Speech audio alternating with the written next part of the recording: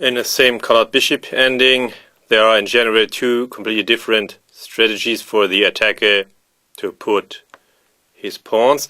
But of course there might also be combinations of the strategy or concrete solutions in the given position at hand. But okay, I only want to show here the two general strategies. The first is to restrict the enemy bishop with the pawns and to put them on the same color as the bishops. Or to follow Capablanca's rule, to put them to the opposite color to complement the bishop. This will be dealt with in the next clip. This deals with the restriction method. Schulman-Saravan, Championship of the United States of America, St. Louis 2012. Black to move. Okay, after bishop d7 it should still be a draw. Then black's bishop is active enough. I will not deal with this more because then the strategy is not seen. Bishop c8 was a losing mistake by Saravan. Now Schulman took. If black takes back, then the king penetrates and white wins. So Saravan's idea was to force, to close their inroads, but restriction. Complete restriction. And now the pawn, together with the bishop, take all squares away from black's bishop. Okay, this is of course the best case you can get.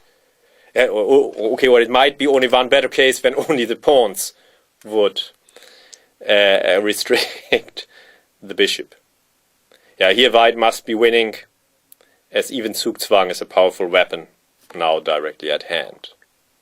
Yeah, Saravan probably missed that, yeah, his bishop is completely restricted, while in the other variation, for example, one position which might result is this, and here the bishop is black's bishop is much more active. Yeah, it might result here like this. Yeah, and of course this should be drawn, and indeed it is. And yeah, here the bishop is active enough, the winning potential to reduce, and it's a draw.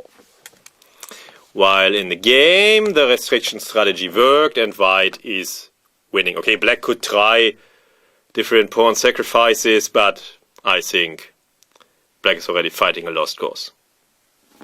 So Saravan kept all his pawns, but giving white's king more space is of course also a large concession, especially as it's against Zugzwang. Yeah, the bishop is so restricted. So if this strategy works, then it is best, because the bishop then may soon look like an overgrown pawn. But to find out when the preconditions are satisfied that you can apply the strategy is slightly beyond, of course, the scope of this DVD on Golden Guidelines of the Endgame. Yeah, to develop an intuition for this is, of course, the real art of the royal game.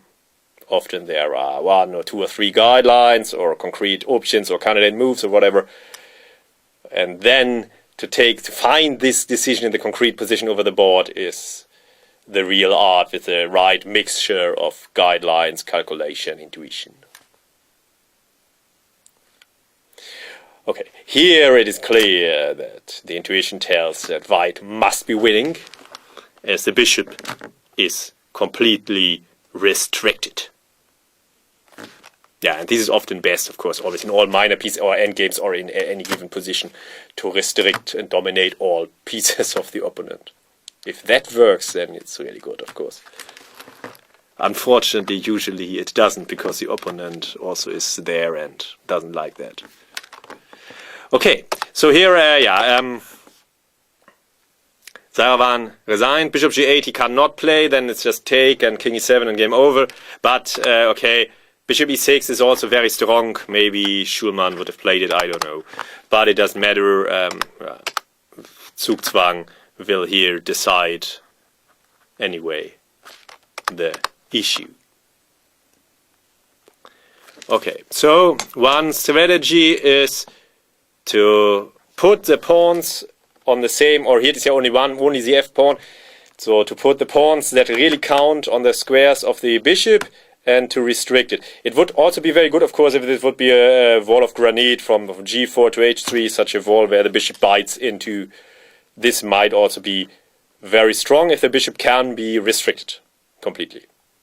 If it can break free, then the wall might be attacked or undermined or whatever, and might also have disadvantages. But okay, here black can never really break free, so here white must be winning, as Schulman indeed converted.